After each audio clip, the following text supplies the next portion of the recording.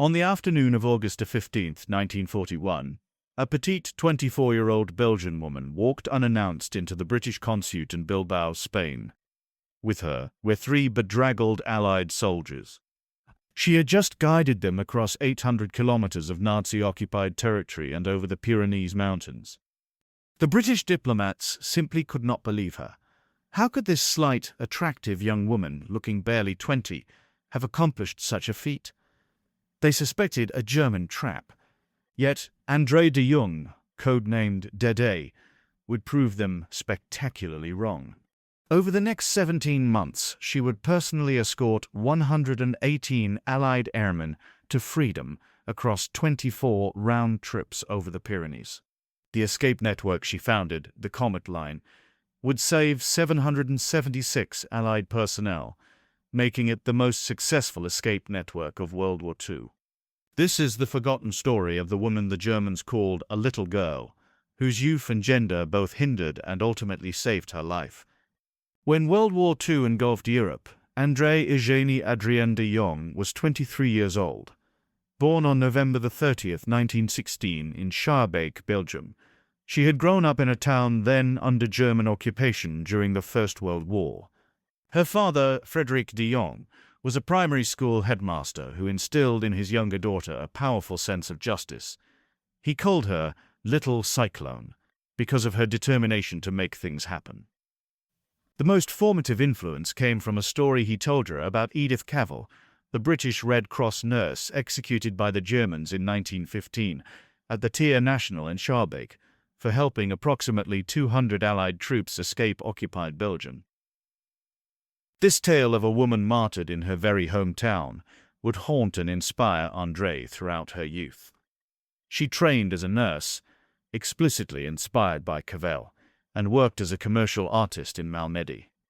When German forces invaded Belgium on May 10, 1940, the 23-year-old immediately moved to Brussels, became a Red Cross volunteer, and began ministering to captured Allied troops. She helped British soldiers send letters home, organized safe houses for men left behind after Dunkirk, and procured civilian clothes and false identity papers. But hiding men indefinitely seemed futile. They needed to return to Britain to fight again. In spring 1941, Andrée organized friends Arnould de Paix, Henri de Bliquet, and Baron Jacques Donné to create an escape route. They worked for the Société Financière de Transport and Entreprise Industrielle, and initially called themselves the DDDs after their surnames.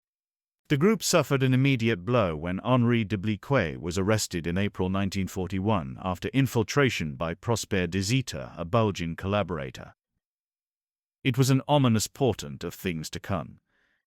In June 1941, Arnould de Paix traveled to southwestern France, where he had once lived, to establish southern connections. He contacted the de Greef family in Anglet, near the Spanish border. Elvire de Greef, known as Tante Go or Auntie Go, would become indispensable. Her husband Fernand worked as an interpreter for German authorities, a position that provided blank documents, seals, Ausweis passes, and extra ration coupons. Their son Freddie became the network's primary forger, and their teenage daughter Janine, at just 16, became the youngest courier. The first crossing attempt in July 1941 ended in disaster. De Jongh and de Paix led 10 Belgians and a secret agent across the Pyrenees, but left them to navigate Spain alone. 3 Belgian soldiers were arrested and turned over to the Germans. This taught Andrée a crucial lesson. They must accompany escapees all the way to the British Consulate in Bilbao. In August 1941, the operation split into 2 groups. De Paix took a shorter, more dangerous route with 6 men. De Jongh took a longer, safer route with 3 men, including British soldier James Cromer from Aberdeen and 2 Belgian volunteers. De Paix's group was betrayed and arrested. De Jongh's group successfully reached the de Greef house, crossed into Spain with a Basque smuggler, and arrived at the British Consulate in Bilbao. One group 10 arrested for the basket. It was the moment that would change everything. When Andrée de Jongh appeared at the British Consulate that hot August afternoon, the vice-consul could scarcely believe that so petite and attractive a young girl could have made the journey on foot across the mountains by a smuggler's trail after traveling across occupied France. The diplomats feared she was a German agent. 3 weeks of doubt, suspicion, and indecision followed as telegrams flowed between Spain and London. Claude Dancy of MI6 was particularly suspicious, fearing a Gestapo plot. She had confidently promised, "I will be back in a few weeks with more men," when she reappeared in October 1941 with RAF aircrew, meeting MI9 representative Michael Cresswell, codenamed Monday. The arrival of valuable aircrew dispelled doubts. MI9 agreed to fund the line, approximately 6,000 Belgian francs and 1,400 Spanish pesetas, but Andrée insisted on complete operational independence. She rejected British and Belgian government-in-exile attempts at control, refused offers of radio equipment until June 1943, fearing German radio detection, and declined advice she felt came from people who were not aware of the situation.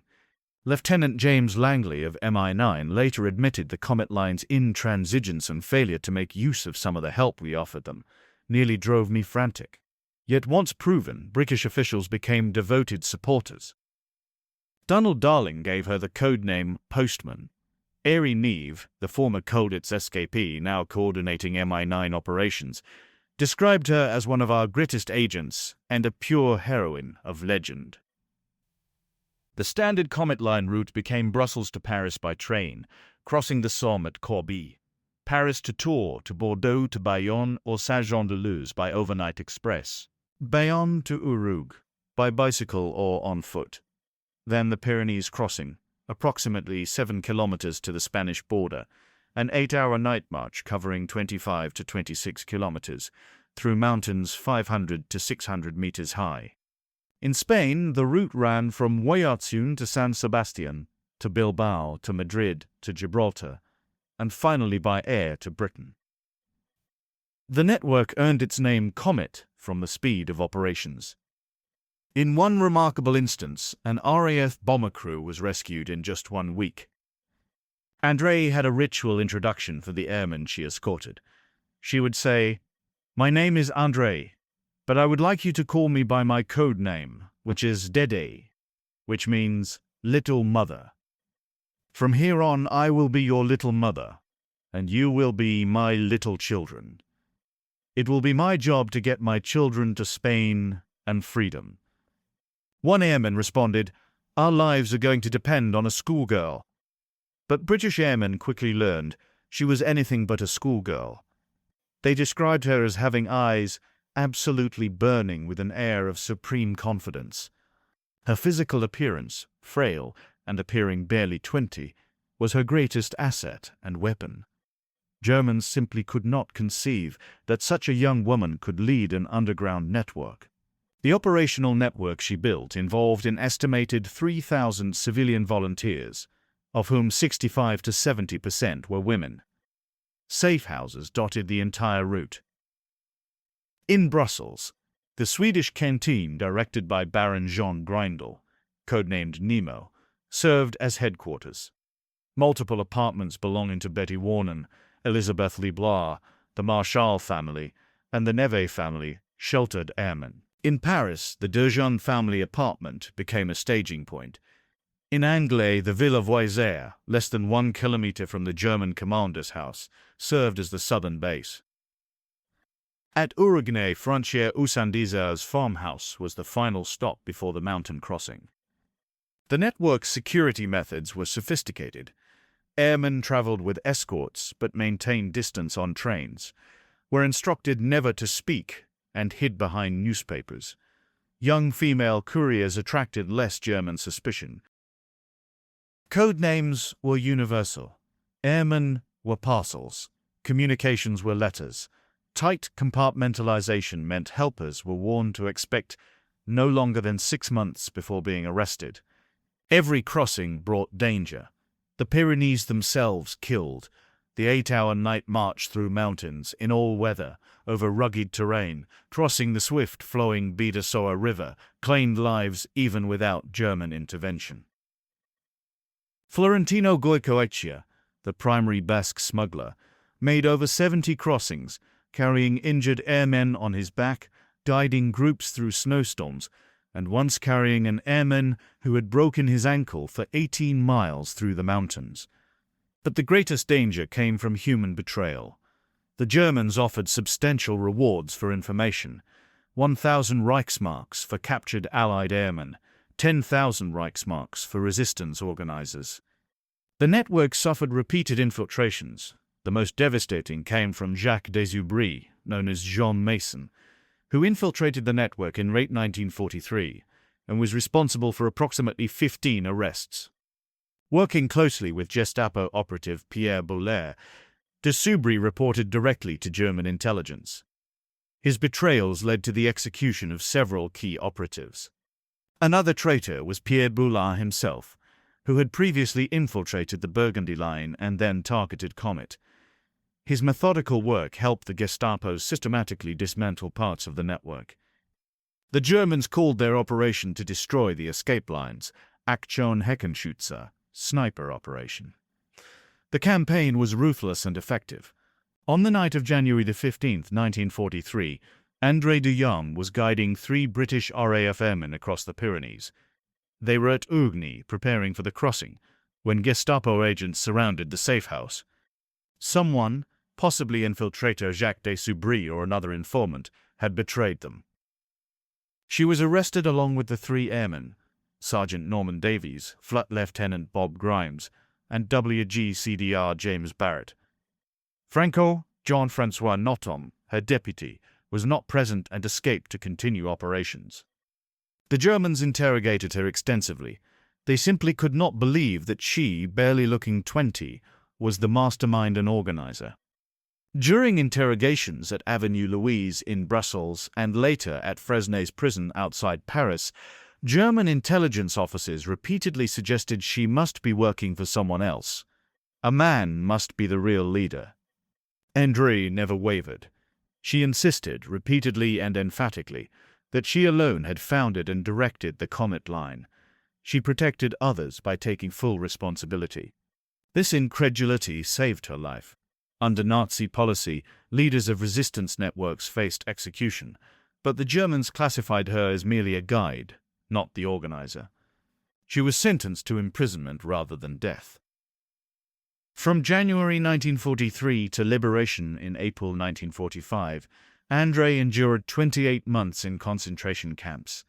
Ravensbrück concentration camp from August 1943 to August 1944, where conditions were indescribable. Then Mauthausen concentration camp in Austria until liberation. At Ravensbrück, she was prisoner number 19,672. She endured forced labor, starvation rations, brutal conditions, and constant threat of execution. Yet she maintained her dignity and courage. Fellow prisoners remembered her organizing clandestine support networks within the camp and keeping spirits alive when all seemed lost.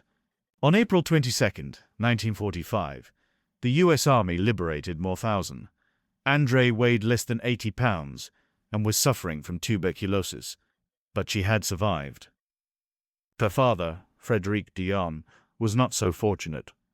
Arrested in June 1943 with Baron Greindl and others, he was executed at Mont-Valérien on March 28, 1944. He was 63 years old.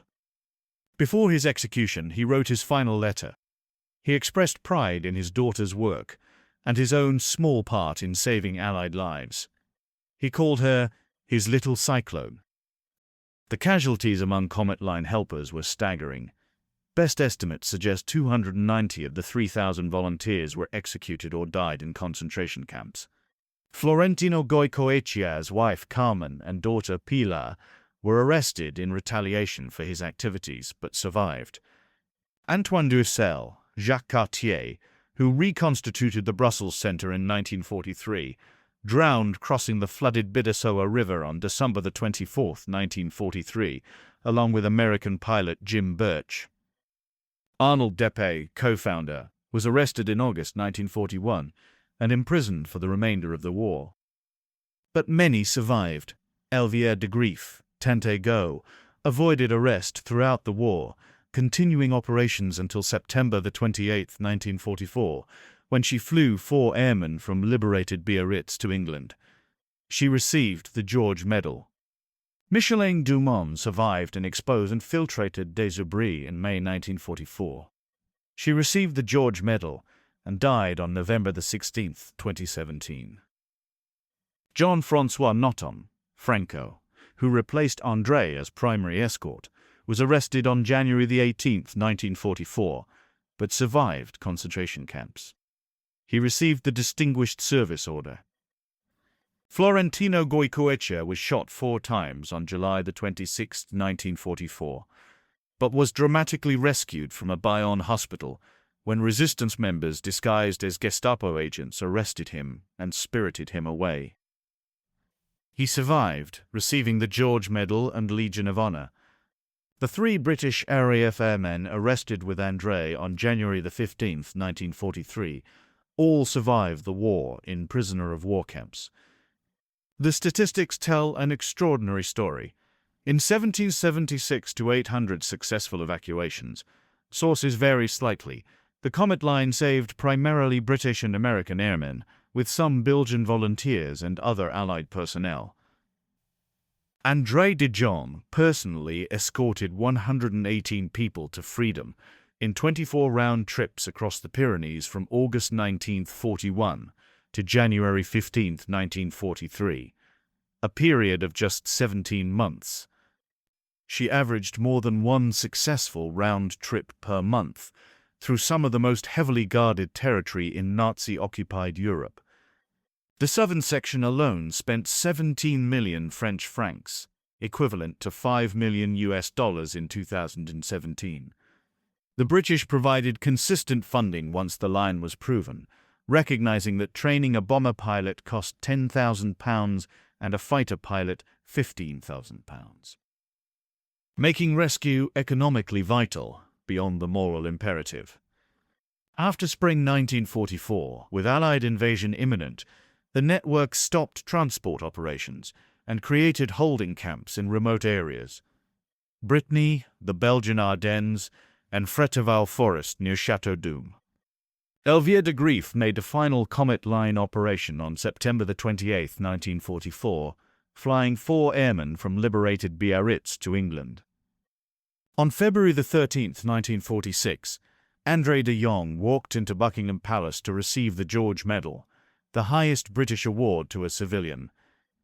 She also received the Medal of Freedom with Golden Palms from the United States, Chevalier of the Légion d'honneur from France, Chevalier of the Order of Leopold and the Belgian Croix de Guerre with Palm, and honorary rank of Lieutenant Colonel in the Belgian Army.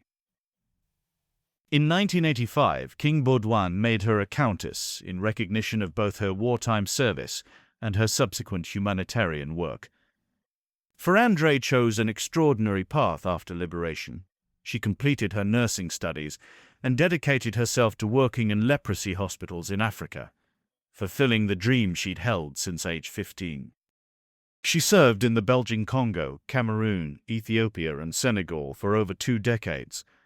In 1959, at the Coquilhateville leper colony in Congo, she met English novelist Graham Greene, who recorded her war experiences in his journal. When he asked why she came to Congo, she replied simply, "Because from the age of 15 I wanted to cure lepers.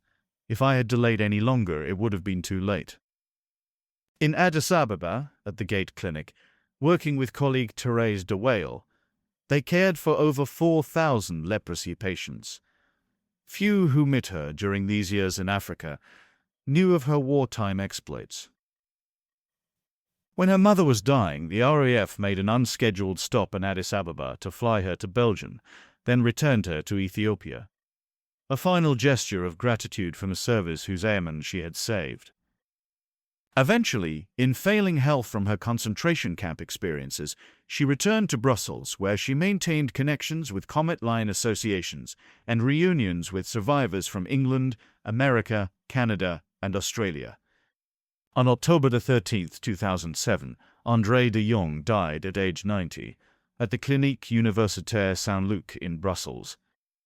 Her funeral was held on October 19 at La Combre Abbey, and she was interred in the crypt of her parents at Schaerbeek Cemetery at Ever, the same Schaerbeek where she was born during the First World War and where Edith Cavell had been executed.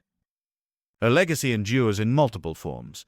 A street, Rue Andrée de Jongh, bears her name in Brussels' new Tivoli Quarter.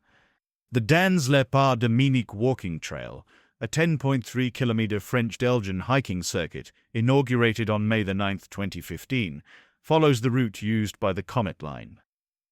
The Passage of the Frontier statue stands in Backy, France, honoring Comet Line guides, evaders, and resistance fighters. The Comet Freedom Trail, an annual commemorative walk each September, retraces the Pyrenees crossing from Saint-Jean-de-Luz to San Sebastian. Approximately 26 miles of the route she traveled 24 times. Museums across Europe feature her story. The International Bomber Command Centre in the UK, Eden Camped World War II Museum in Yorkshire, and the Royal Military Museum in Brussels.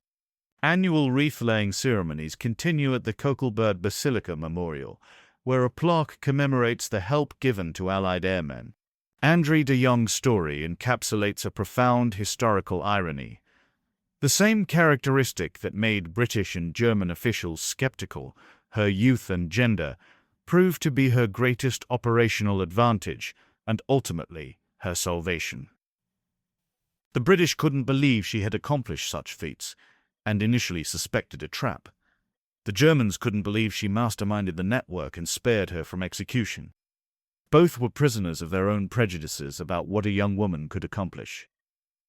Yet she and her network achieved what seemed impossible, maintaining the longest operating, most successful escape line in occupied Europe, helping 776 Allied personnel return to fight again, and providing crucial psychological reassurance to bomber crews facing nightly missions over Nazi territory. The cost was staggering. 290 helpers executed or dead in concentration camps, including her own father. But the achievement was unprecedented. British airmen who met her spoke of her burning eyes and supreme confidence. Mi-9 officer Airey Neve, himself a legendary escapee from Colditz, called her one of our greatest agents and a pure heroine of legend. The rescued airmen never forgot. As one put it, the value went beyond the individuals she was saving. She gave hope to thousands of aircrews that if shot down over occupied Europe, there was an angel of mercy with a complete system ready to find them and bring them home. When she died in 2007, she had lived long enough to see her story inspire books, films, walking trails, statues, and museums. She had received the highest honors from 4 nations. But perhaps her truest monument is simpler. The hundreds of Allied airmen who came home, lived full lives, raised families, and never stopped telling the story of the young Belgian woman who saved them. And the thousands of their descendants who owe their existence to a petite little mother whom the Germans simply couldn't believe was capable of what she accomplished. That was Andrée de Jongh's greatest triumph, not just in what she achieved, but in how thoroughly she transcended the limitations others tried to impose on her.